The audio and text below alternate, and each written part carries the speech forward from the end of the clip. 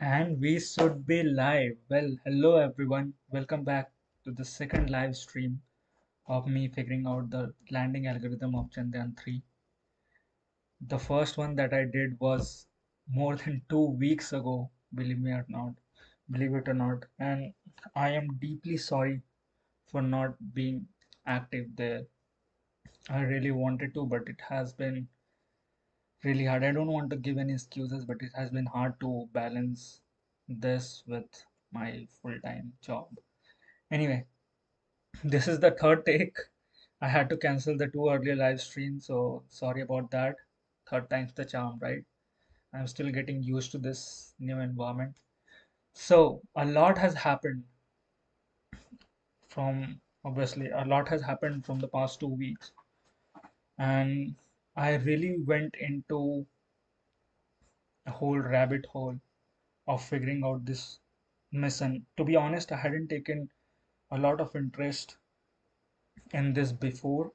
In general, I have taken interest and I knew just the top level, surface level details of it. But after the landing, my interest was peaked, and then I decided to do this series. So that really pushed me to just know as much as I can and really expand my knowledge about spacecraft GNC. So that's why we are here, right? We are here to learn, and this endeavor. This whole thing is to document my own endeavor. I want to document my own effort on how to go about from knowing nothing to actually creating something. And if it inspires someone, if if someone can have that resource which I always wanted me to have, then that would be a huge privilege. But yeah, that's what I wanted to do. This is for me. This is mostly for me, just to document my whole process. Anyway, the first live stream was content-wise, it was great. I felt like uh, I didn't plan anything ahead. I haven't planned much ahead in this one as well. I have few things I know I want to talk about, but we will see where it will take us. I don't know how long I will do this live stream for, but I'll just stick with it as long as I feel comfortable. So the content-wise first live stream was great because we actually exhibited a key tendency of doing research, which is to just be curious and probing whatever resources that you have at your disposal. We went from link to links and really tried to find out and consolidate these notes that I had started making in the first live stream. But technically, that was terrible. The sound was almost missing from the live stream. It is there. If you hear it at the full volume, you will listen to my voice. You can hear my voice, but there was something wrong with the OBS studio, I think, or the default settings of my laptop. So I had to really go and see. It hasn't happened before. I don't know why it happened then, but I had to really go figure out where the problem was. But I have finally rectified it. Also, I think the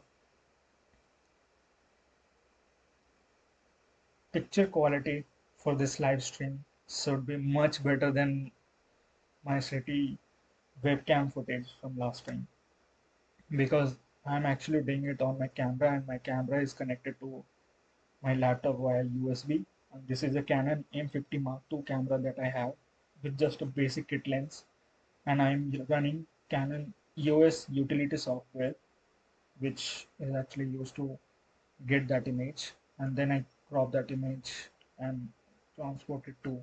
I tell the OBS to read the video recording from there. Anyway, that's all the talking for now. Let's get into the actual thing that we are here for. So from last time, first of all, before I even start going into and researching more on this and do the technical things that I want to do in this live stream, I want to I want to express my gratitude to some really fantastic people behind the scenes, whom a lot of you may know or a lot of you may not know. But over the past 2 weeks, these people have incredibly helped me because of their own research. They didn't help me directly, but they have been putting out content online on different public forums, either on their personal blog or on Twitter or on Reddit. And by just going through those resources, I was able to find out a lot more than I would have if I had just searched Google, right? So this is kind of a microcosm of standing on the shoulder of giants. You build on the work of others. So my work is built on the work of theirs. They have figured out some of the things up to a certain extent. My aim is to go beyond that and get actually into the nitty-gritty technical details and actually create a control algorithm which we can run in an animation and possibly recreate that historic landing in simulation. So first of all, I have Jatan Mehta. He runs a blog on Substack called, and he has a newsletter called Moon Monday, and he has been publishing that for the past 2 3 years or so, or even more than that. And that blog is fantastic. Like, he's also there and quite active on Twitter, but I will just show you if I can. So this is the Moon Monday newsletter that he publishes every Monday, and he boasts this to be the only newsletter in the world that covers all the lunar exploration details from around the world, which is incredibly fascinating. And he was one of the person who I saw was actually very curious and getting into technical details of things. He's actually the only person I think who talked to the real GNC engineers behind Chandrayaan-3 landing, and he wrote some of the stuff on his blog, which I think this was the historic one. Oh no, this Chandrayaan-3 specifics maybe, where he actually talked to the GNC engineers behind Chandrayaan-3 and gave me some very key details which I didn't find anywhere else. So, shout out to Jatan for his incredible work on through Moon Monday's newsletter. But he has also started two new newsletter recently. So if you one is Space Brew because he wanted to write out short content and not worry about really going through and producing a finesse piece, and he can just write his thoughts about different space exploration activities going around the world. So he started Space Brew where he posts shorter contents, and then seems like he has a lot more than this. And then he also has Indian Space Progress newsletter where he talks about the space progress, space exploration activities, or any technological development that is happening in India, be it via ISRO or private players regarding anything, not just restricted to lunar exploration, but space in general. So please go, and if you have interest in these subjects, Jatan is really doing an incredible work and he is a must follow for key details. I think he has really established himself as kind of authority, at least when it comes to lunar exploration. And I saw he has even given keynotes in European conferences and other places. So he is the first person I wanted to express my gratitude to and really wanted to say thanks. Next is Astro Neil. So after my live stream, I first started from Twitter because Twitter was buzzing with lots of different updates, right? A lot of people are doing really good work, and but it is hard to find it is hard to separate key technical details from just general news, which is made for common masses. And you have to do a little bit of digging. But somehow, fortunately, I came across Astro Neil on Twitter, and he has a Reddit account as well with the same name.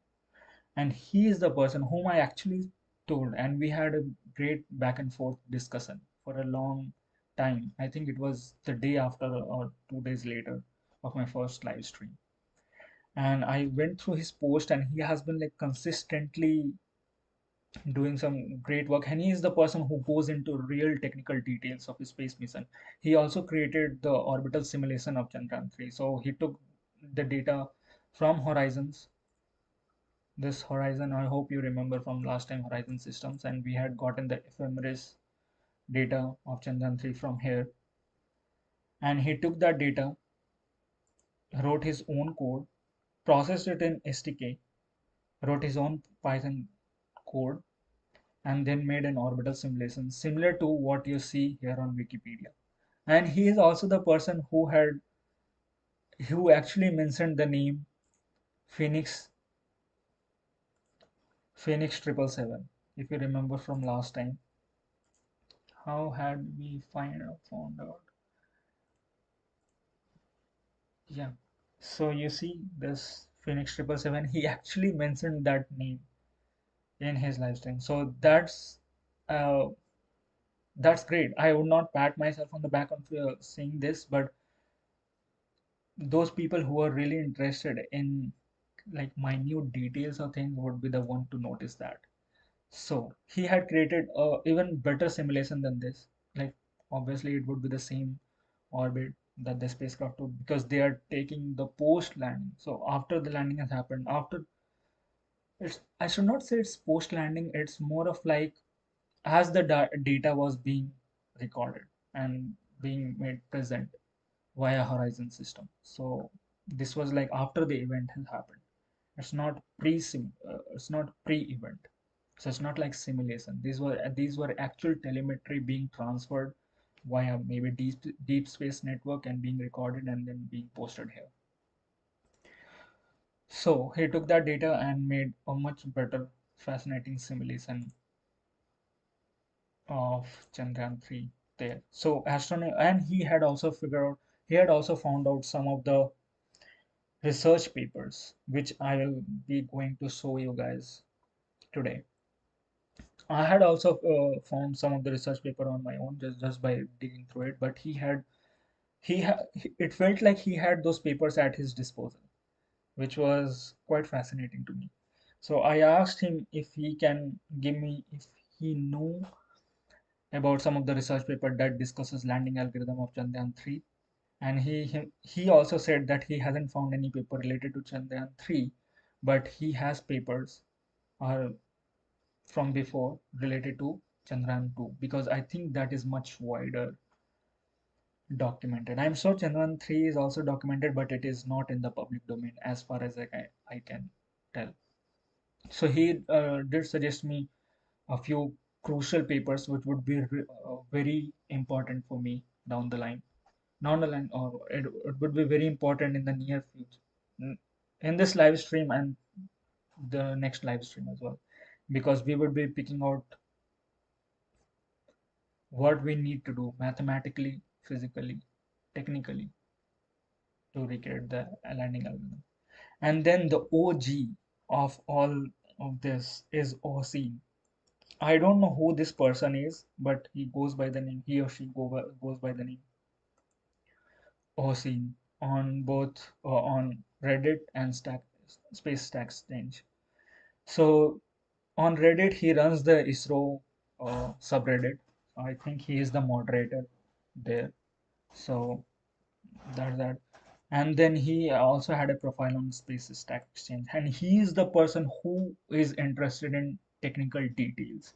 It is not just uh, the documenting the mission for masses or just the common people. He just gives out all the details right from top to the bottom as much as he can. So he has been taking care of a lot of things. So shout out to his great work on. I don't know how he has so much time to just put everything to be consistently active and adding to on the social forums. But he seems to be doing it for a long time. That too for a long time. I think he has been doing it for the past 6 7 years at least, as I could see. on his answers on space exchange and Reddit. And then there are few people who had actually coded. I could see their code to say. So one is Nero27 and one is Ravi for Ram, both on Reddit and GitHub. And I could see their code not related to Chandrayaan-3 landing, but generally like landing optimization. Suppose I saw, so Ravi for Ram has actually coded the G-fold algorithm, which is the landing algorithm behind Falcon 9 boosters, orbital boost. So they do landing from orbital speed, and it is a very interesting convex optimization problem. And uh, I I forgot what is the full form of fold. I think it's fuel optimal landing and descent, maybe something like that. So you have to fuel optimal because you have limited amount of fuel. So what kind of trajectory you will take to land? If I can find his GitHub, so you see self-landing optimizer, and this is the trajectory the booster takes and falls back. And this is actually from the paper written by Lars Blackmore and Bassett Akimi. So Lars Blackmore is the chief engineer, not the chief engineer. He is like the main GNC engineer at SpaceX. He is the main engineer. I have this paper, by the way, and from long before. I have this paper with me. Let me open it. G, not this one. SpaceX. This paper. So I have this paper for the past 3 years or so. So this is the actual paper for the Falcon 9 landing algorithm, believe it or not. And it has been written by Bassett Akimis, who is the professor of aeronautics and astronautics at University of Washington right now, and he works in. There's a very interesting story behind this. So I worked in space drones lab during my masters at Virginia Tech, and my lab was actually had a plan to collaborate with his lab at University of Washington, which is called autonomous systems laboratory or something like that, autonomous control laboratory or something like this. But during my tenure, at least, it didn't, unfortunately, it didn't happen. But I had a great fortune, you can say, to actually be on a call with him while we as a lab were talking to the lab guys from his lab, and he was there on the call. So I feel very fortunate to have been there and witnessed that, because he has done some incredible work in optimal control, you can say, especially when it comes to spacecraft GNC. He is your man. He was previously at University of Austin. I think that's when this paper was written. So you can see here, basically, Department of Aerospace Engineering and Engineering Mechanics, the University of Texas, Austin. So he was there in Austin before when he wrote this paper, and then he is now at University of Washington. So he is a very key person. You would find his name on a lot of revolutionary papers, and he has done some incredible work on optimal control when it comes to spacecraft rocket landing. And then you have Lars Blackmore, who is in SpaceX, and John M. Carson 3, who is with Jet Propulsion Laboratory. So this paper is called Lossless Convexification of Non-Convex Control Bound and Pointing Constraints of the Soft Landing Optimal Control Problem. It doesn't say Falcon 9 landing algorithm or a booster landing algorithm or anything like that. This is the technical title of the paper, but this is what is used. In short, this is called G-fold algorithm, and this is what is used in Falcon 9 booster landing. and in Falcon Heavy as well. So they say non-convex because these landing problem is largely non-convex. I will talk more about what convexity is later on when I go into the technical details of coding the algorithm. But for now, just just understand that for non-convex problems, the global minima, because you want to minimize some cost function, the global minima is not applicable.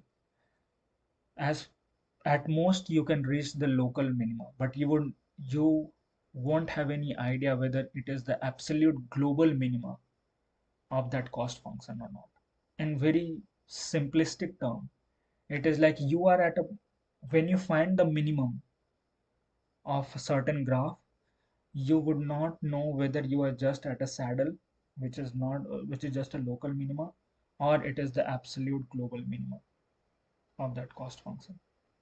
So this landing problem, booster landing problem, or he mentions EDL here, planetary EDL, these are highly non-convex problems when you formulate that cost function and do the optimal control and run the optimization and try to do an optimal control.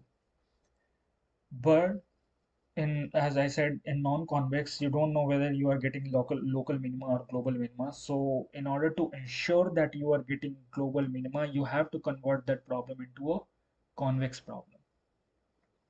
So that's what it means by convexification. You are converting a non-convex problem into a convex problem, and then when you run an optimization algorithm and find the minima, you would be sure to find the global minima, and that's how you know you are doing the absolute optimal control that you can in those scenario, and you would be saving a lot of fuel in the process.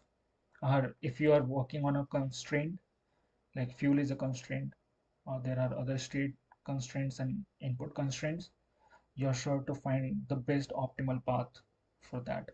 And that's why the path that you see here, the booster takes, is not a vertical line just falling, or it's not any other shape.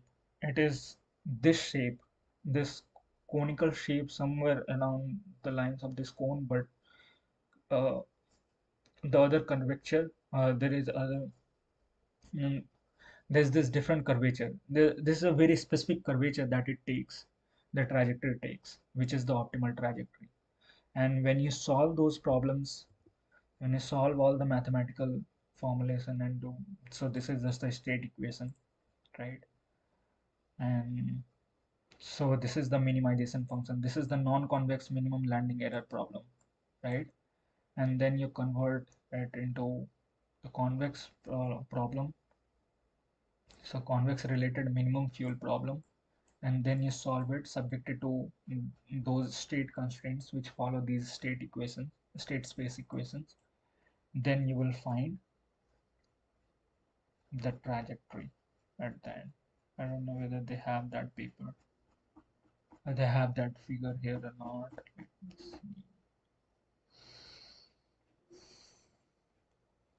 Yep, this is the figure. Then it takes this glide slope constraint. There, anyway, I went on a long tangent here, but I want to give you a slowly divulge the mathematics and the physics that we are dealing with here. So there would be obviously control theory is almost 90% mathematics. So you have to be really clear on your at least few mathematical topics like differential equations, linear algebra, optimization, and topics like that. So we would be dealing with a lot of these going forward. So it's better that we start familiarizing ourselves with some of the key concepts there is. There would be a convex problem in Chandrayaan-3 landing algorithm as well, because that is an optimal control problem there, and we will talk about it in the due course. So anyway, he takes that picture from the paper and he actually coded the algorithm here in Python, which you can run. Okay, so that's another person I wanted to say thanks to.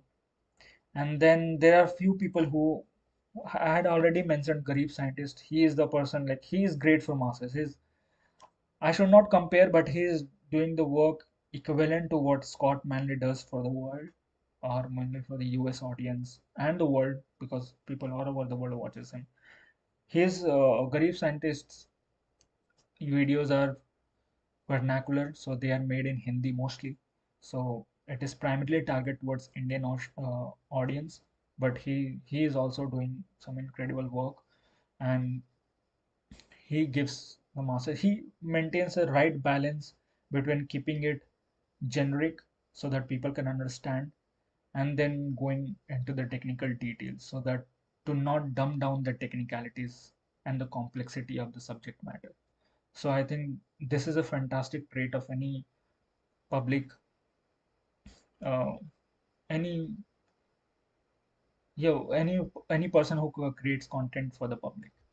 So, and he also incorporates like blender models of the spacecraft in his videos, which is a great addition. Saste Jugad, I came across this channel. This guy is really, uh, I should say, he has humor. Like, he's very humorous, and he deals with robotics. So he actually made some dumbed down, very uh, basic at least, but working model of Pragyan rover. So do go and check his channel. Like, he has some good work there on Twitter and mostly YouTube. He does mostly live stream, and then ISRO space flight. Uh, this is the channel that covers like almost entirety of the ISRO news and other space news from India, but it's mostly focus on ISRO. So I think this name is a turnaround on NASA space flight that we have, which mostly covers SpaceX uh, work and NASA work. So ISRO spaceflight is doing the same work for ISRO, and which is great. And they are doing some really good work and consistent work to increase awareness and bringing more and more people into this uh, space world, and getting more people, more kids excited for space world in India. So yeah, that was my gratitude list for now. These are the people that incredible that really helped me in my research in the past 2 weeks, and I wanted to really spend some time and talk about their work and say thanks to whatever they are doing. So thank you. Now moving on. If you see here on the left, from the last live stream, I have added much more topics or the headings you can see. So I have been, as I was researching more about this, I realized I should break down things into different sections so as to keep track of it, and that will come out to be a really good notebook to refer whenever when you start working on the technical things. So there you have the system details which is related to the spacecraft, some of the sensors. There are much more sensors I found out, and I can find the list, but these are very crucial. Here's So I will add more sensors in here. Then the mission details of the actual Chandrayaan-3 mission. Then phases is when this would be mostly relevant when we go into the autonomous landing sequence. So these are the terms that they are using internally that I found out. So I could have just gone with any generic name through the images that I saw, but these are the actual names that are being used internally.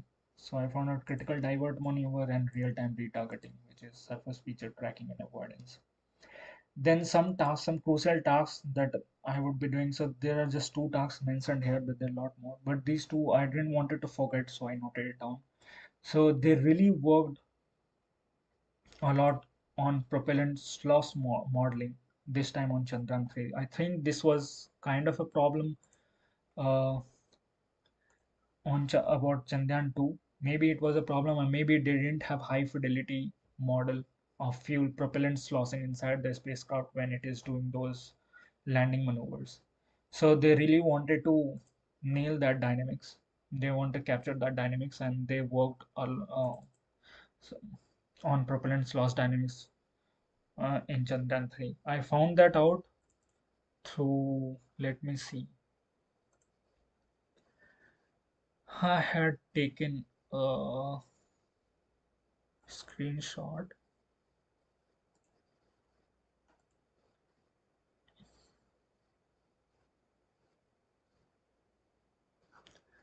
Where is it?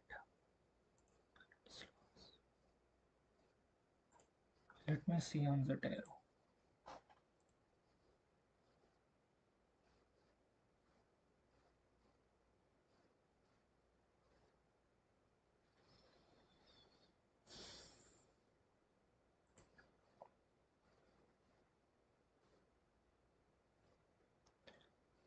Come on.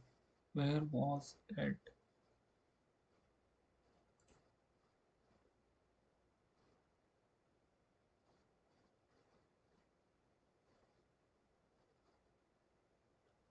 I had even taken a screenshot.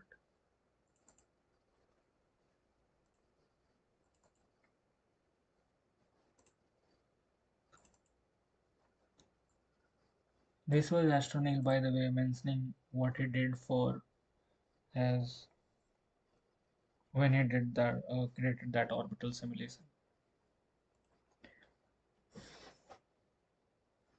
There was whole host of papers from a conference, and in that they mentioned this fuselage thing. Anyway, this is one of the guys who has worked on Chandrayaan-3 algorithm, and there you can see he mentions he was also involved in propellant loss dynamics modeling, followed by the development of loss mitigation strategies ensuring the desired spacecraft GNC performance. So he actually worked on Chandrayaan-3 lunar landing. I haven't talked to him so far, but that is on my list. But I want to get some basic work done first before I approach him. He has accepted my LinkedIn request, by the way, so now I can message him and ask him in this detail. But I want to do my uh, part first. So they really spent some time on doing the propellant loss modeling. I really want to find out where that thing is. Extra papers.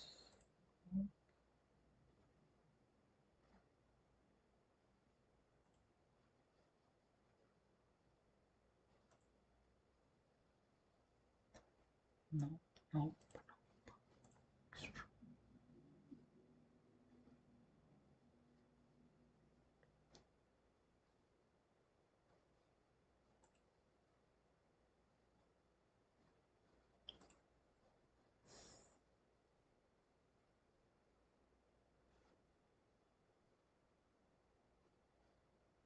Wow. Let me see here. Hmm.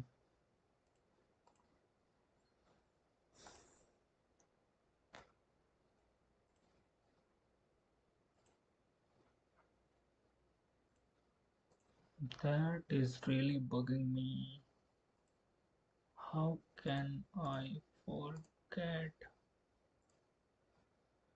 Anyway, we'll find that out later on. So one is propellant loss dynamics and then lunar gravity modeling, because this is something that we might ignore. We might not keep in mind while doing that on Earth, but the dynamics changes because of the external environment when you are at the in the lunar sphere of influence. So we have to keep that in mind. Your G would not be 9.8 meter per second square, which we just conveniently take in our simulations. So this is something that we would have to keep in mind. Then some of the key lessons from Chandrayaan-2, I made a separate section about that because they really learned a lot from the landing of Chandrayaan, uh, the landing that didn't happen in the case of Chandrayaan-2, and they did a lot of improvements on top of that. So, and in this case, I was able to find out this this lecture on YouTube. Come on, let me just open it on others.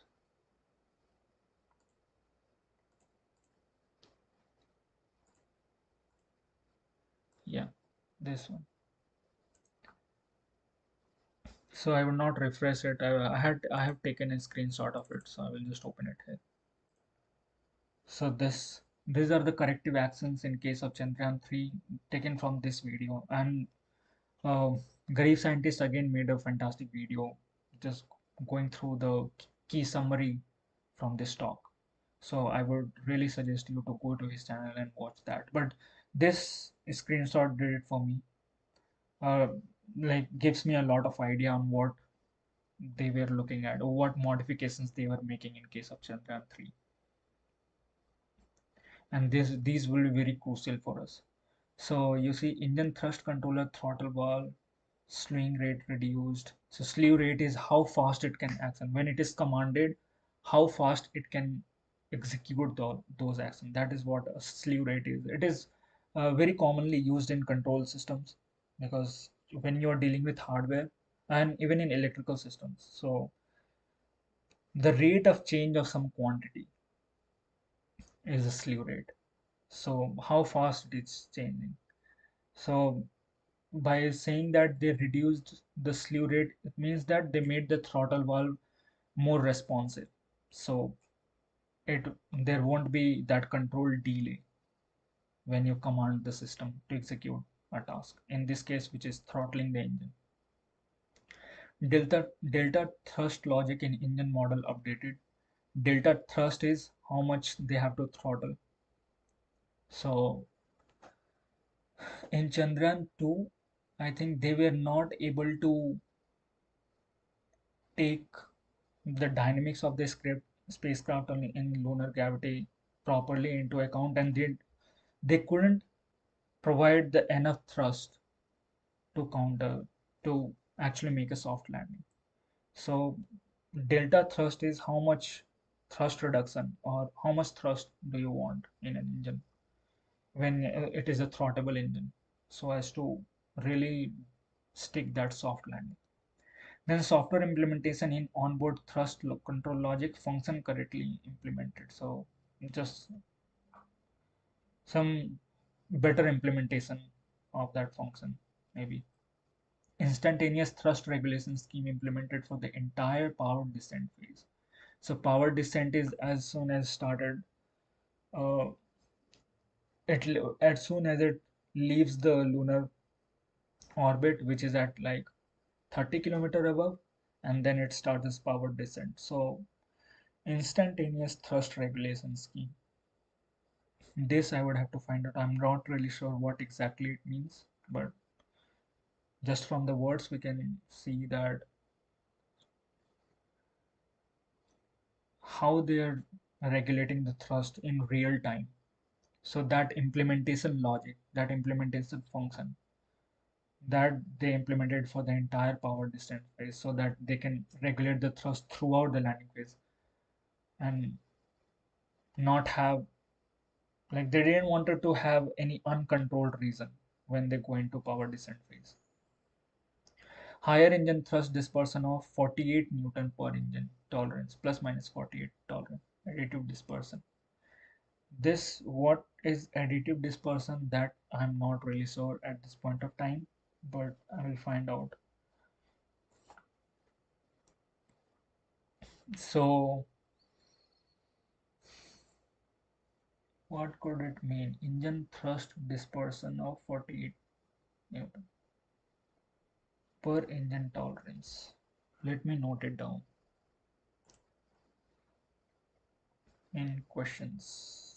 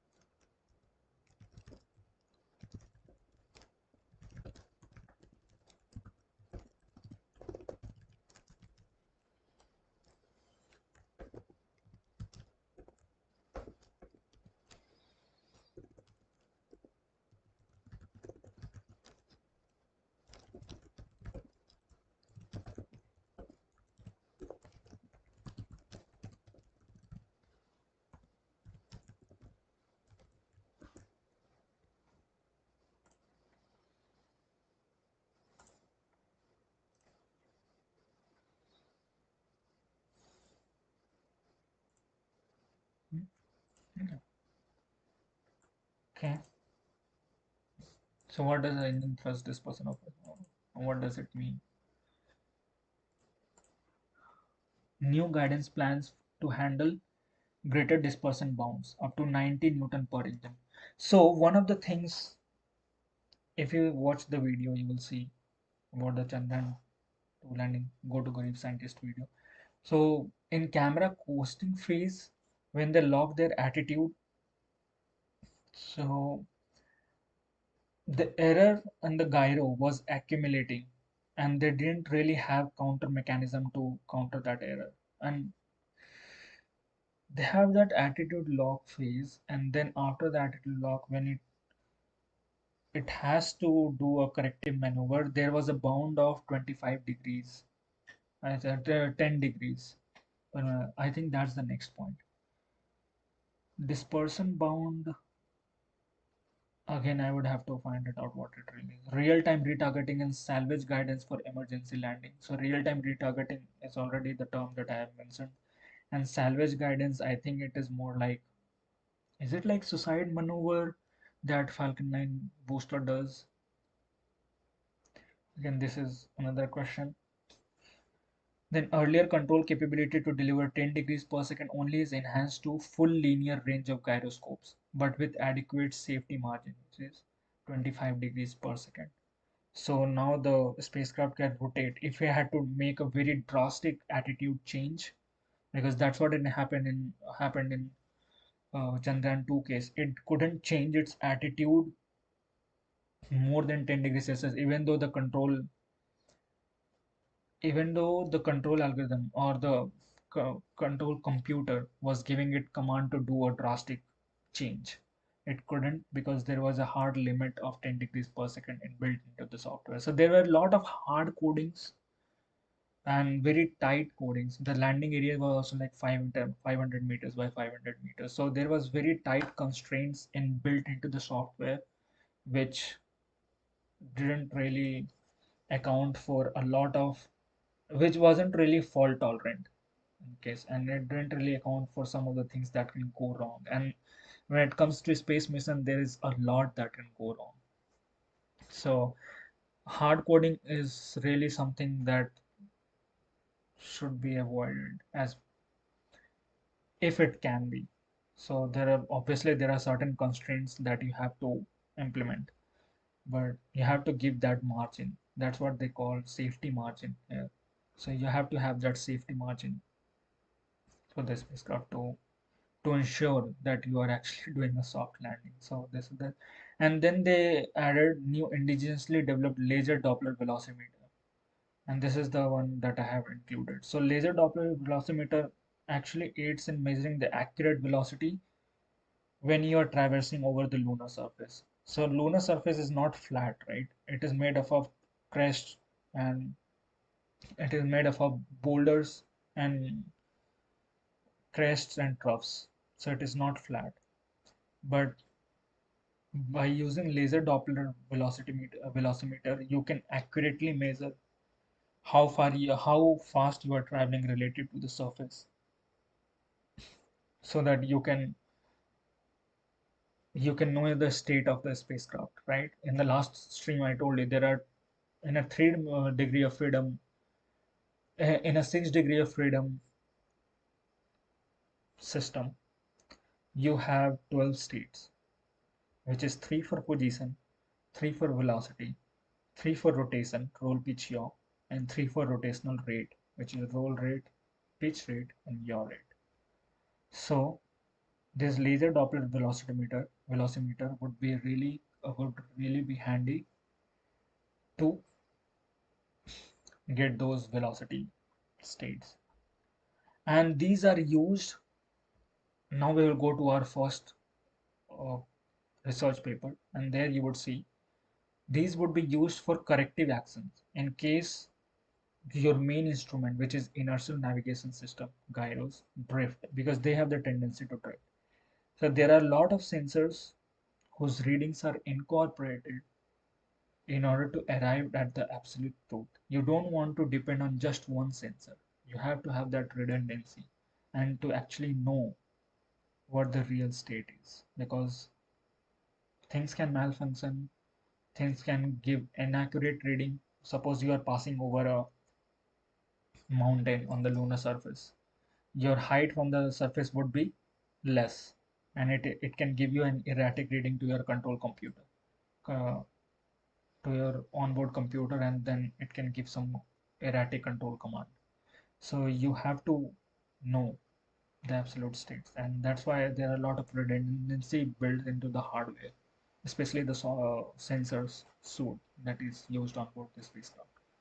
Anyway, so this is these are some of the lessons that I have started documenting from Chandrayaan-2, which would be helpful in coding our own control algorithm for CY3. And then the question section, which you had already seen. Also, this slope less than 120 degrees, this is wrong. If you go to the ISRO's Chandrayaan-3 details website on ISRO site, you'll see it is actually 12 degrees. So the horizon,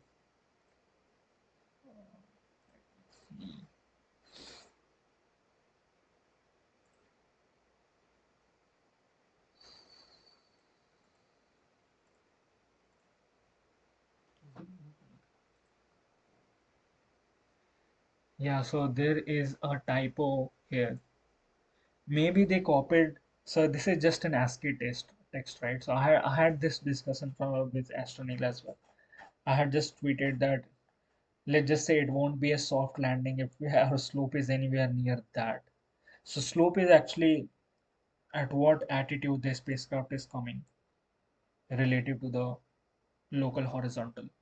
So you have this 120-degree would be like spacecraft is coming like this, but you can't have that. You have to have as nearly vertical descent in the last terminal descent phase.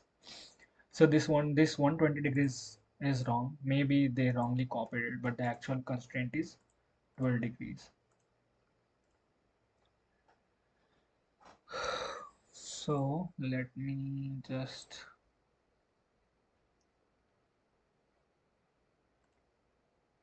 remove that question. This has been answered. And then shortcomings of our simulation. So whatever we will do in this series, there are some things that would still be left, obviously.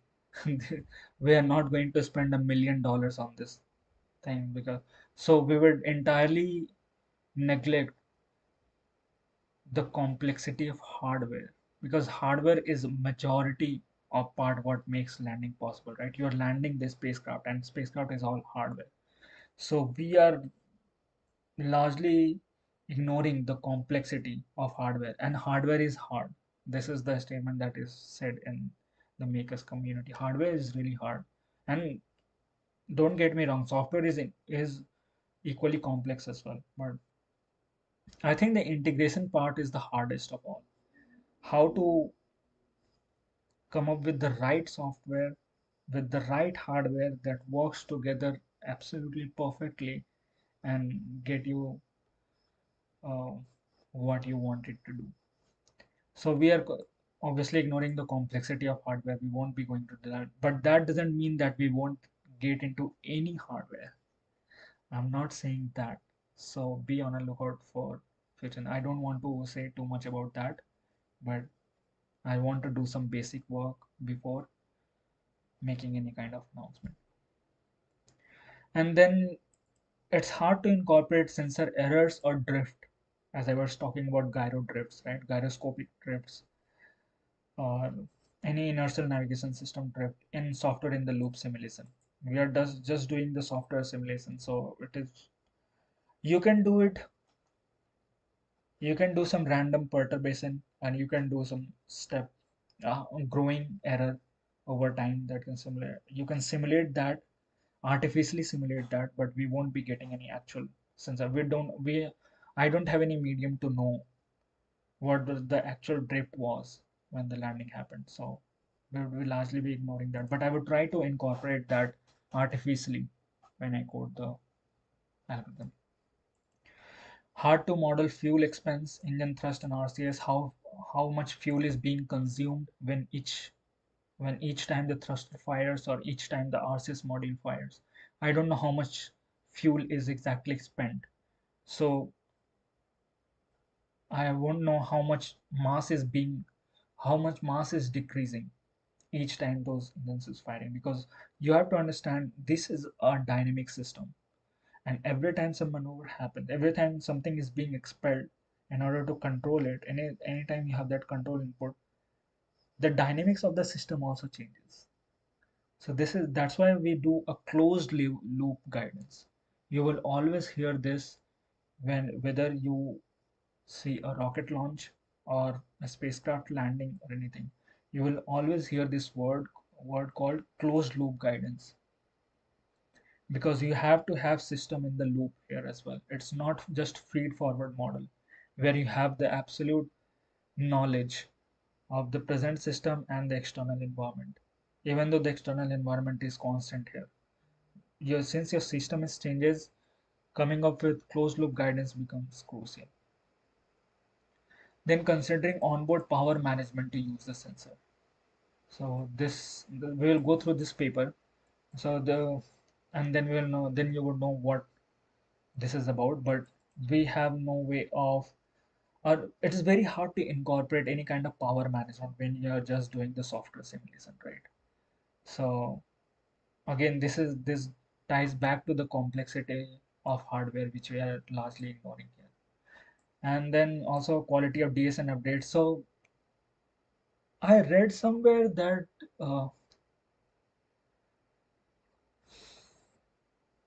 there are some part of the maneuvers that is being controlled unless it goes into like absolute autonomous landing sequence. Before that, the ground still has some capability to control the spacecraft. Obviously, till it goes into the lunar orbit, the control command is being sent from the ground station itself. And sometimes telemetry is also received to the ground station via different antennas. You must have heard about ISRO ISRTAC, ISTRAC or something, some antenna there in Bangalore. And then there were a lot of DSN, deep space network antenna all over the world involved to get the right telemetry. And when you transfer that telemetry over this huge distance, I read somewhere that the quality of DSN updates or the quality of these deep space network antenna updates cannot be trusted too much. So that also necessitates the power of completely autonomous decision making while the spacecraft is, because after a certain point of time, apart from the communication delay, obviously you have communication delay, so you cannot do soft landing based on any ground command. But even before that, there are some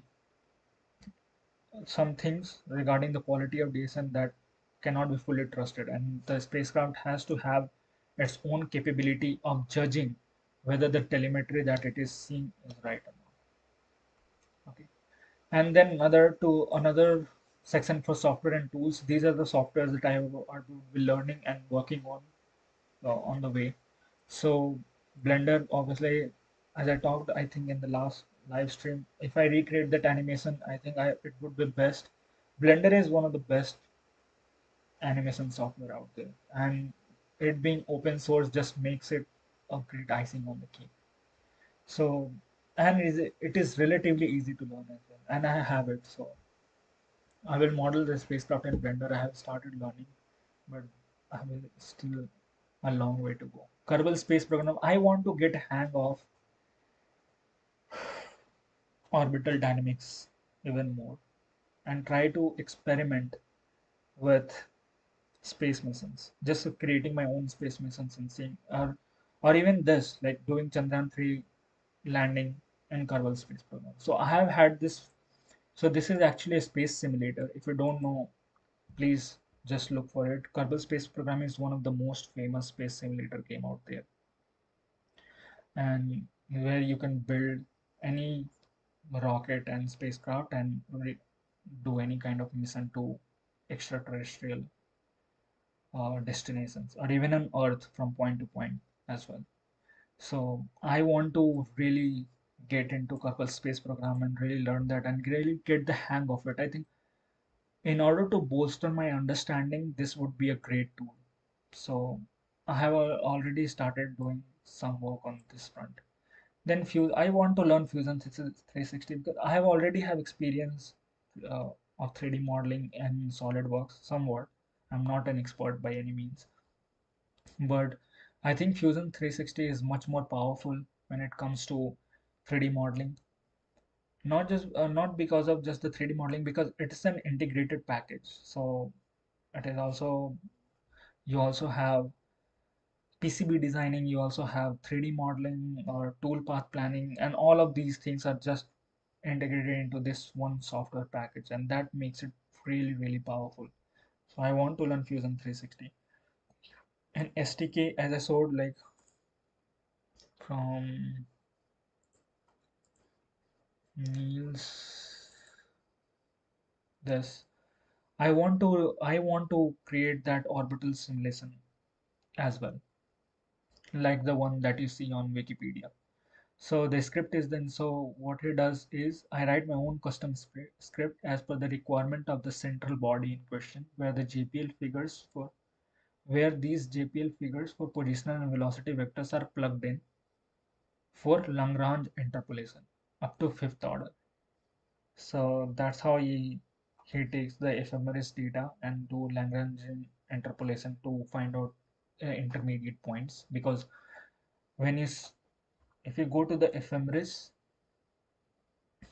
here, I had I had expressed a step of every 1 hour. So I want to get the trajectory of now every 1 hour. You can change it, but the minimum that you can go is minutes. So in order to maybe interpolate between those 2 points, he uses Lagrangian interpolation. So I would have to find out more on that. And then this script is then exported as .e ephemeris file into systems toolkit, where I further tweak reference frames, time steps, camera views, and other parameters suited for best visualization. So I want to create orbital simulation as well. That's why I have just written SDK, but I can do it in any other. And talking about that, as I was looking at what is the best way to create spacecraft animations through actual telemetry and maybe implement control algorithm, and I found out this one thing that I will show you, and this is called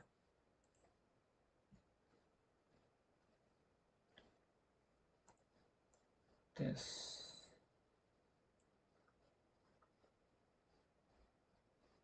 It's everything you wish for. Your site traffic is skyrocketing until Come on. This. It is called NASA Spice Enhanced Cosmographia tutorial. Cosmographia. So Spice Enhanced Cosmographia, and this is, I think, one of the best stuff, like kind of thing that I was looking for out there, and not many people seem to be using this. It is relatively new. As you can see, this tutorial is just like 2 years old. So it's a, I think Nabla Zero Labs makes this Cosmographia, and I think it will be really handy. This is what I was looking for. So you can visualize any space mission through, you can get the ephemeris data and spice kernels, and then visualize any data, and it will obviously take Python coding to get it right, frame of reference and visualization and all of those things. So I want to learn this, so, and recreate the mission in here, and I would have to see how far we can go using this software. So this is something that I want to learn later on in this. So I will just add with SDK, I would add NASA's spiced enhanced cosmographia. What was the name? Fascinates cosmography. Okay. And then reinforcement learning, because we are talking about real-time retargeting and they were talking about AI machine learning. I think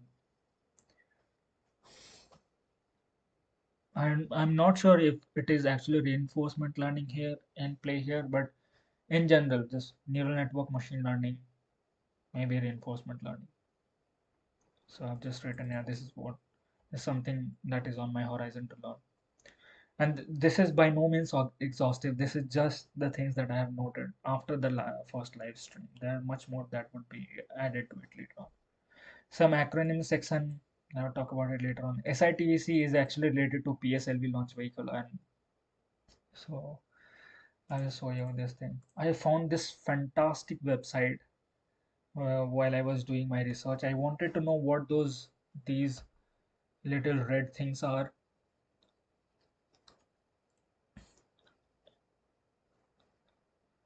I wanted to know what these little red things are here. So on this, I thought it was I at first I thought these are just vernier thrusters. So, but no, this is SITVC tanks, which is secondary injection thrust vector control, and this is roll control module RCS unit. And this unknown function here, these are actually just for aerodynamic functionality and aerodynamic stability. I actually suggested, I actually mailed the author of this website, owner of this website, and okay, let me talk about that for a little bit as well. So I just wanted to know what those little boosters are, other than the solid rocket boosters that the SRBs that the PSLV already has. So I started looking for it, and this was the only website that discussed it. There were some other, uh, a few other questions on Space Stack Exchange, but this is the website that actually detailed it. And when I found out like what this website is, I found out that this is just a person, Norbert Brugg from Germany, who has this incredible deep interest in rocket technology, and he has cataloged almost all rockets in existence on his website. And if you can go, you see East Europe, all of these, East Europe 2, East Europe 3, Chinese rockets, and each of these have details about those rockets. So if you go to CZ2, you will see all these details about that launch vehicle. Japanese, Indian rockets, so GSLV Mark 3, this becomes LVM 3. So this is quite recent, you would say, you can tell, and some details about that. And it just blew my mind how one person could, just by the sheer curiosity, by the way, he hasn't worked on any of these launch vehicles firsthand himself. He is a geologist and hydrogeologist and former paleontologist whose secondary interest is rocket technology, and just by sheer curiosity he has been able to catalog all these rockets on his website, which is just remarkable to me. His website is extensive. I can just imagine how much effort it takes to build something like this. This is the work of a lifetime. And if we go here, you will actually see it is indeed his work of a lifetime. So his parallel interest is rocket technology. He is the person who had made this website, and I did this. So I actually mailed him, because if you see that PSLV stuff, SITVC, he had written that this is unknown function. He himself didn't know what this was, but some of the question on Stack Exchange and one of the comments actually discussed. And Osin, I think Osin was the person who actually referred to a paper where it said that these unknown function looking modules are actually just for aerodynamic stability. So I mailed him expressing my gratitude for him. So greetings and gratitude. And I told him I came across a fantastic website while trying to find more of SITV tanks on PSLV rocket. I was amazed at the breadth of your knowledge, you having worked in paleontology and hydrogeology, and considering rocket technology is your favorite interest. And then I gave him this background, and then I showed him that this you have marked at unknown function, but I actually found out from one of the papers listed in the comments of one of the questions on Space Stack Exchange that in PSLV core alone version configuration, these modules are called AST, which are there for aerodynamic stability. Those are called aerodynamic stabilizer. So I suggested him this change, and he said, "Hello, Mr. Sin, only briefly. I can no longer edit my websites and will have to delete them soon. I am 80 years old and now have health problems." And it just made me so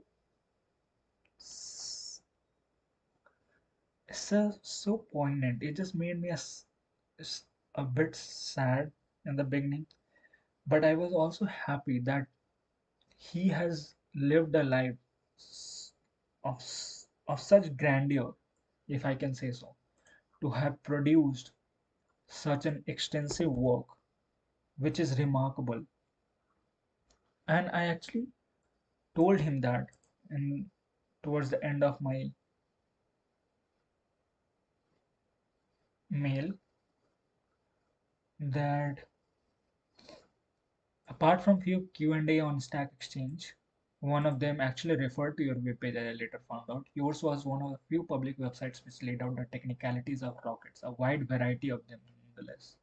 This is more so amazing to me considering it is all coming from an outsider who, as far as I could see, has not worked on any of these rockets himself, but by sheer will and curiosity have been able to dissect them in such detail.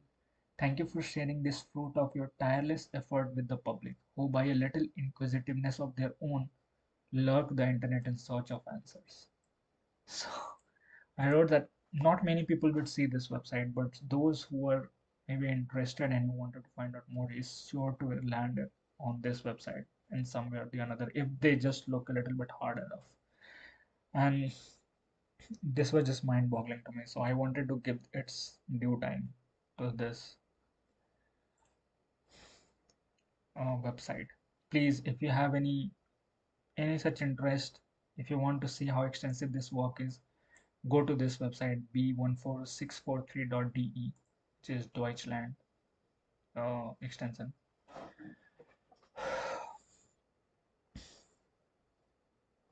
The Deutschland domain, and then you will see his website. Anyway, so that's what I had added here, secondary injection TVC. This is not related to Chandrayaan-3 at all. This is related to the more so related to the PSLV rocket, which is not the LBM-3 rocket, by the way. So PSLV is separate. And then some extras that I was noting down. I was as I was going through different websites. So how is weather data fed onto onboard computer while the rocket is on the launch pad? This is just some question that I came up with just out of curiosity. It may or may not have something to deal with Chandrayaan. This does not have to do anything with the spacecraft landing.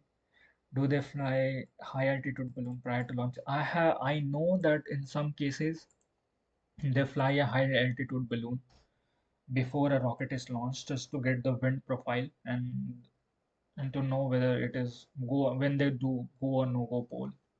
So they have to incorporate that weather data real time. They upload the weather data in real time on board the rocket before it is launched, so that its control system would have the knowledge of the external environment and can generate appropriate control output based on the wind profile and other things. And this other question was the capacity of lander battery is 62.4 ampere hour, while the rover battery is 10 ampere hour, which is enough to meet the mission's primary objective of doing science for one lunar day. When the sunlight comes back, there is an autonomous logic preloaded on both the lander and rover. Once there is sufficient solar regeneration, they are expected to come back to life provided they have survived the night. Again, not related to landing, it's just my own curiosity that I was noting down. Just so this gives me a battery capacity on the lander. That's all. All right, this is just my notes so far. Not much, I would say, from the last time, and I apologize for that if it is not so much right now, but I'm trying to work on it. But now let's get to the real juice of this live stream, and those are these research papers. So the first research paper is pretty short, but this does give me a few idea about the kind of considerations to take in consideration that one should have, are the things that you should consider when you're designing, when you're coming up with a landing algorithm or coming up with the GNC of a spacecraft for lunar landing.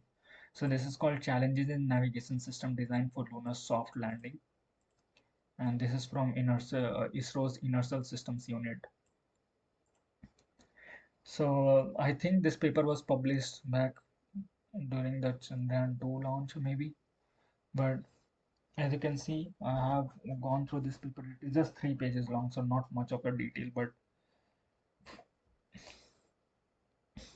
some of the things that is crucial to consider.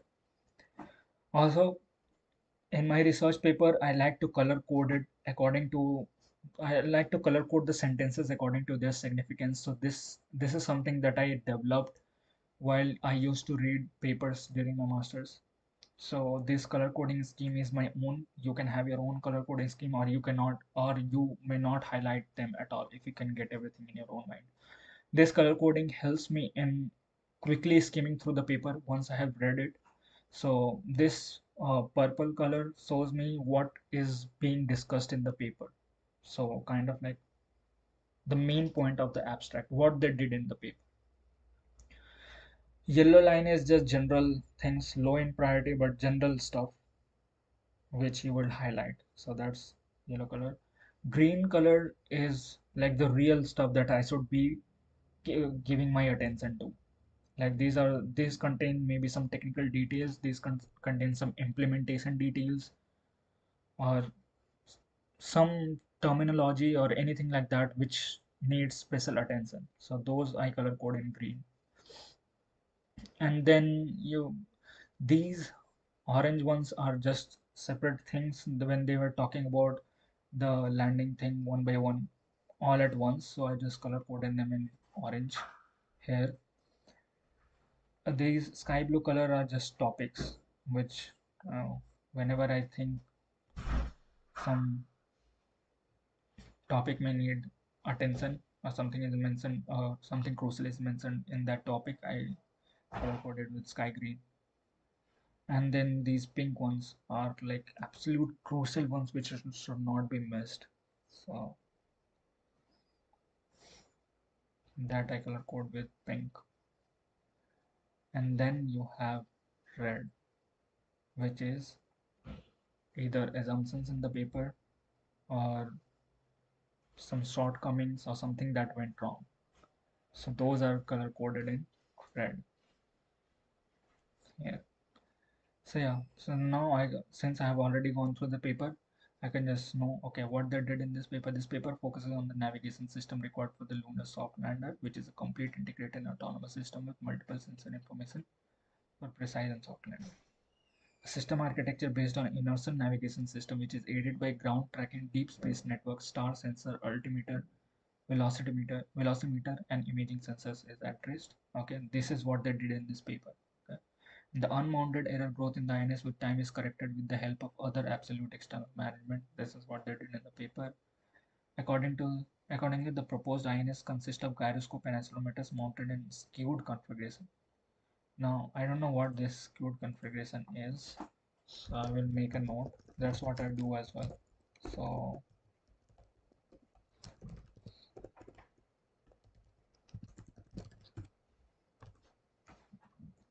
I'll make a note like this.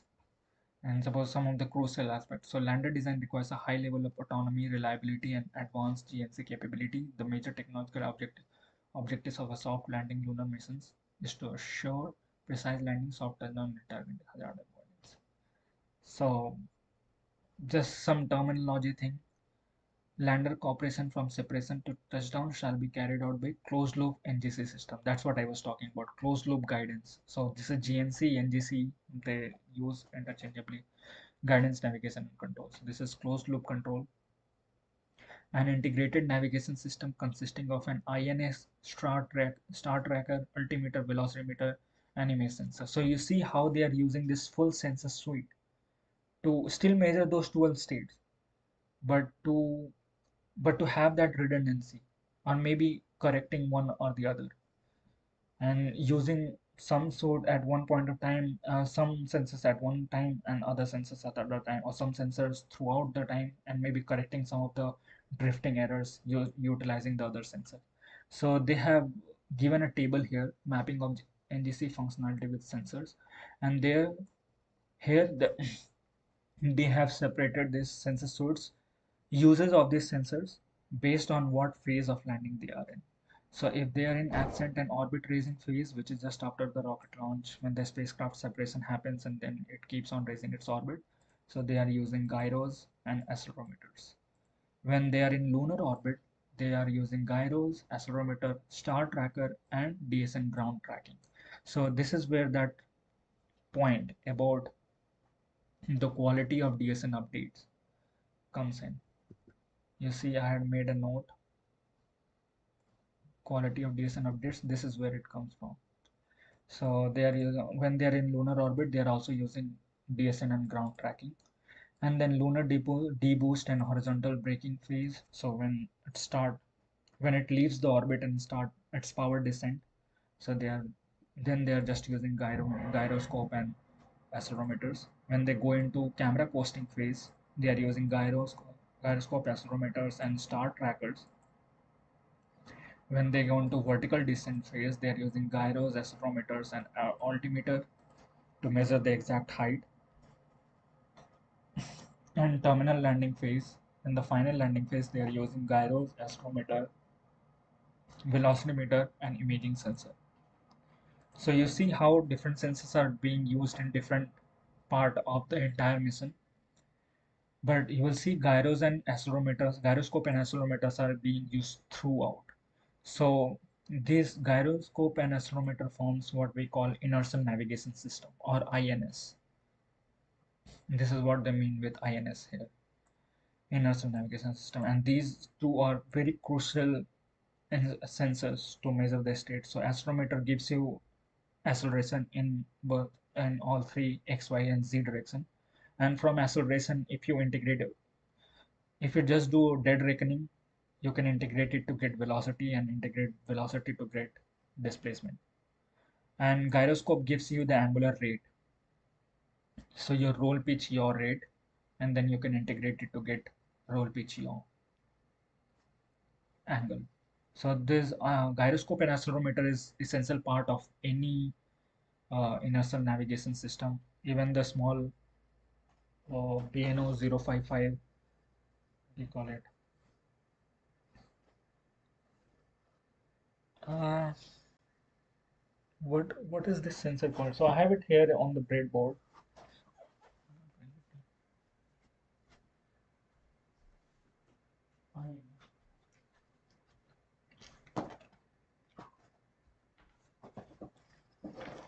So this is BNO 055. This is just hobby grade IMU, which is inertial measurement unit. But when you're using something on $1 million spacecraft, obviously you would have very robust system, and those are called inertial navigation system. But same functionality.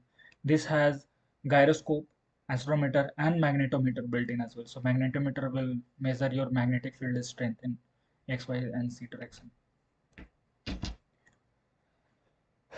And then it gives the power and mass budget of this sensors. It is not of much use to us for control algorithm, because remember I had in the shortcomings I had written considering onboard power management to use the sensor. This is the shortcomings that we are not referring to this, but still gives us a basic idea on how this closed loop guidance works, right? You have accelerometer gyroscope giving the IMU data to the GNC computer, and it is going to the data bus. You have other sensors for redundancy or getting extra inputs going to the data bus, and then GNC computer figuring out what the real thing is and making decision based on that. This is the phase again from 100 to 100 by 100 kilometer lunar orbit. You drop to I think 30 kilometers, not 15 kilometers in case of Chandrayaan-3. You drop to that camera coasting phase, then you drop another one, go to 7.5, then this. So for exact phase, for some, so Astroneil has made these during Chandrayaan landing, had made these slides. As I found out more, as I got to know more, I saw that there are some things that are not accurate here, but this is before the landing that he has made. But this gives us the real good details about the landing sequence. So he has gone step by step, and I have that picture over here. Anyway, so this is one crucial paper that I found. Then another paper, real cool papers, I will show you quickly. So this is another paper which is called Constrained Optimal Multi-Phase Lunar Landing Trajectory with Minimal Fuel Consumption. Then you have this desensitized optimal trajectory for multi-phase lunar landing. This is one other cool paper, very crucial paper, and these are actually being used, I think, as far as I know, on Chandrayaan-3. So I still have to go through these papers. I haven't gone through this paper yet, but I'll go through it today and tomorrow and try to just get everything as much as I can and really start getting into the weeds now. I think this is enough of a missing details to get before we get started. I now have fair idea on what I want to do next. So yeah, first of all, I want to do the orbital simulation. So taking the ephemeris data.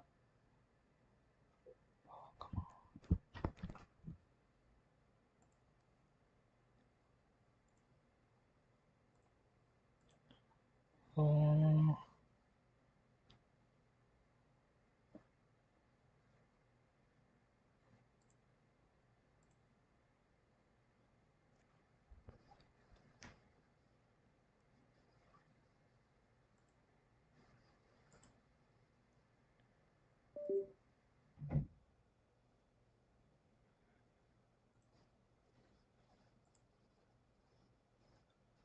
okay. So my camera died. It was low on battery. So I restarted my webcam and doing the live stream, carrying on the live stream from there. So this is another paper which is crucial. And then I had already showed you, I think, in the first live stream about the GNC aspect of Chang'e-3, which landed on the far side of the moon, which was also first one of the I think the first mission to is this was Chang'e-3 the first one or Chang'e-4? I think it was Chang'e-4 which landed on the. Let me search. First mission to land on the far side. Chang'e-4. Yeah, so I was right. So Chang'e-4 landed on the far side, but I found this Chang'e-3 power descent and landing paper, which I want to go through, and it has some really great details about landing algorithms. So you see this whole schematic of the GNC system, how the onboard computer is working. All of these updates. LTEG guidance law, I don't know what that means. Is okay, linear tangent based adaptive explicit guidance. So this is the control algorithm that they are using on Chang'e 3. Anyway, this paper has some good details that will that will give me an idea on what I should be considering when it comes to spacecraft GNC. But these two are the main papers which I want to go through first. This also has some details. So this guy Mathwaraj is just uh, amazing. I think he has done some really amazing work on these landing algorithms. And there was another person called Rinku Agrawal whom Jatan actually uh, interviewed him, and that's how I came to know. Okay, wait, that reminded me of,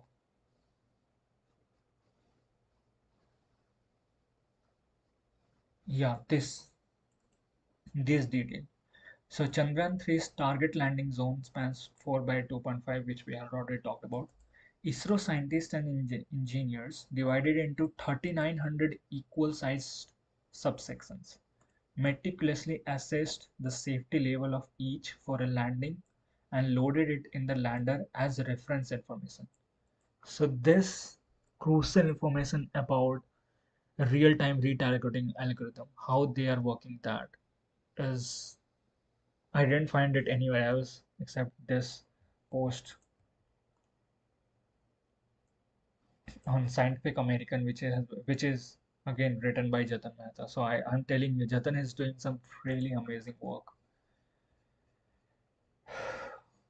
So they divided into 3,900 equal site subsections, meticulously assessed the safety level of each for landing, and loaded it as a reference information.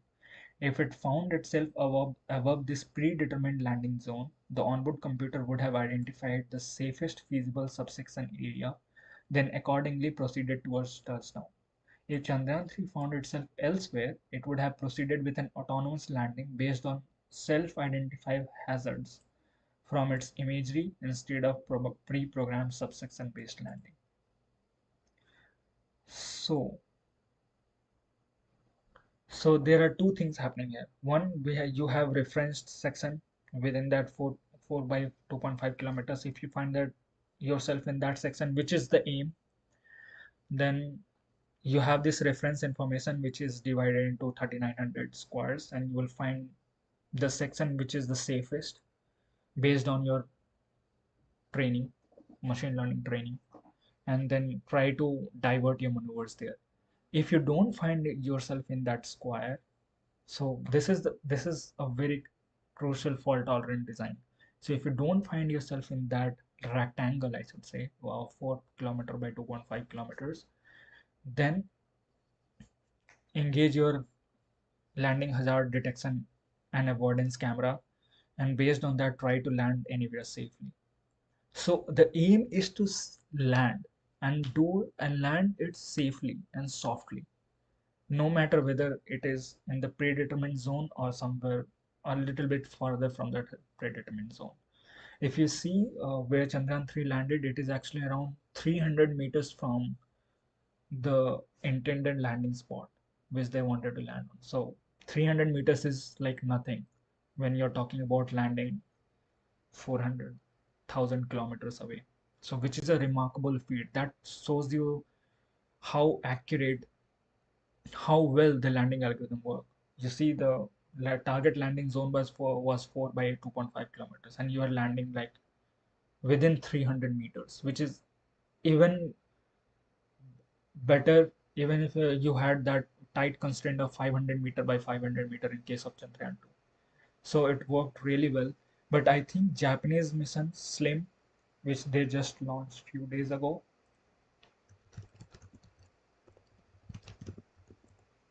they want to do a pinpoint landing, like exactly on, maybe,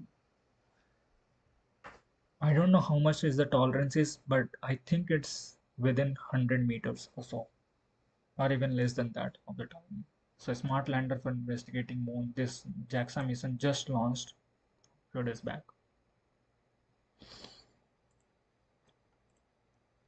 And it has very anime looking website as well.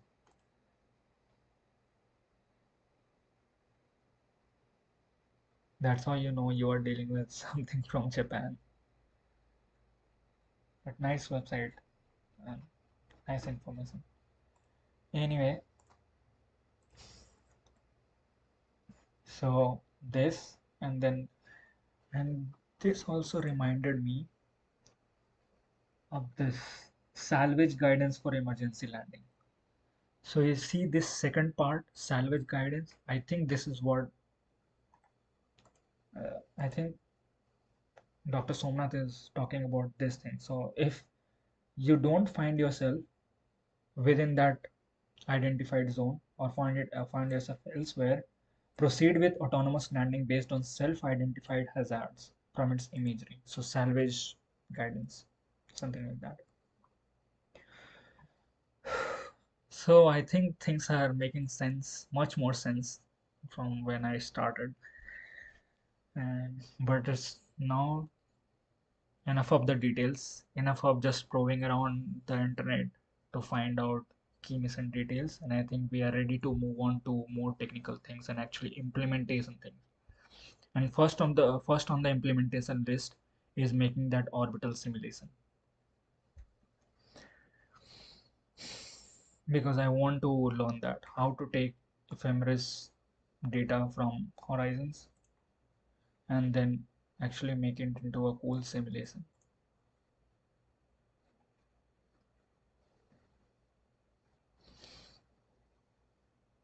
Something like this, or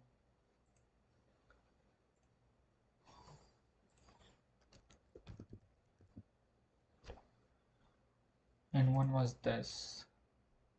So there is a person called Kiwi Sankar, and he has made Chandrayaan-3 animation as well. I think he did it for other spacecrafts as well, and then kept modifying his code for Chandrayaan uh, 2 other missions, and then Chandrayaan-3. This is a really good website. So you have Moon, and this is the spacecraft.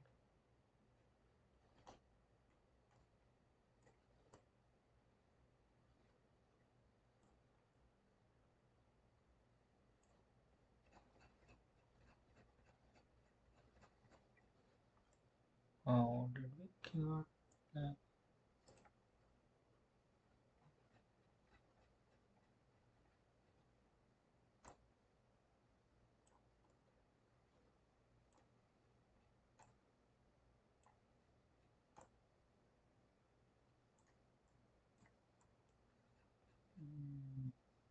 Okay, here is Earth. Here is Earth. So this is in the Moon frame.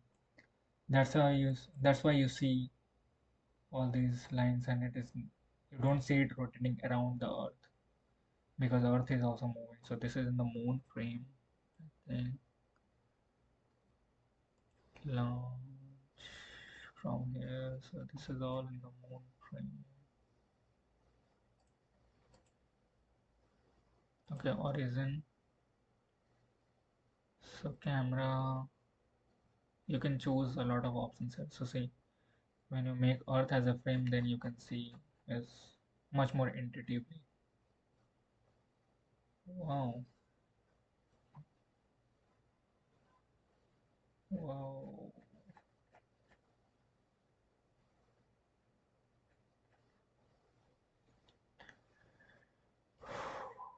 There's one more question I remember I had added. Why did it make multiple rounds? Yeah, repeat of the same orbit multiple times before raising its apogee for translunar injection. I still have this doubt, which I don't know. See, you see, it just goes around in the same orbit for multiple times before burning its engine, like firing its engine at the perigee to raise its apogee.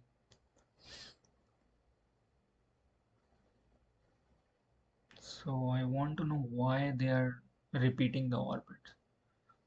Does it help in some way? I don't know. Okay, so I have summarized for now what I wanted to. So these are, I will go through these papers next and do the orbital simulation. That would be, maybe I would do it on the live stream, maybe I would do it in the background and just summarize things so that we can speed along on the live stream. I'm So far I haven't had time to do very long live stream where I'm figuring things out. Like I'm really figuring things, the real technical details, and actually coding something on the live stream. But maybe sometime later. This is just the beginning. So these are the two things: read the research papers, do the orbital simulation on my horizon, then play Kerbal space program and practice Blender. This is These are some of the things on the near horizon, and I think I summarized what I wanted to in this live stream. I think we have gone for more than 1.5 hours, which is quite good, equal to, I think, similar to what we did in the first live stream. So I consider it, I consider it not as a replacement. It doesn't fulfill my absence for 2 weeks, which I am very guilty of. I don't know why. There's just so many things going in the background which I don't want to go to. But I want to be more consistent, and I have this video which I have been editing for such a long time, for more than 2 weeks, and it's just bugging me because I didn't just give it full attention that it required to finish the edit shortly, and I just kept dragging it on. So next is completing that edit and putting that on my channel. It is related to, mostly related to some travel, because I also have to keep that going on such channel. As I had told, I want to put videos almost every week. So I want to do that. I want to finish that edit as soon as possible. All right, so enough of my ranting. Thank you so much for joining me on this live stream. I hope you get something out of it. Hope you enjoyed it, and I am glad that I was able to document this, whatever was just going through my mind for such a long time, and I would have something to refer back to. All right, that's it for me for now, and I will see you in the next video. Until then, keep your curiosity alive. Search from your side as well. If you find out, please comment, and I will go through them, and please help me out, and we can help each other out and figure this out together. That would be an exciting endeavor. But there are so many exciting things to learn, and I'm really excited for it. All right. Have a great day or great night wherever you are, and I will see you in the next live stream. See ya, and Astra per Astra.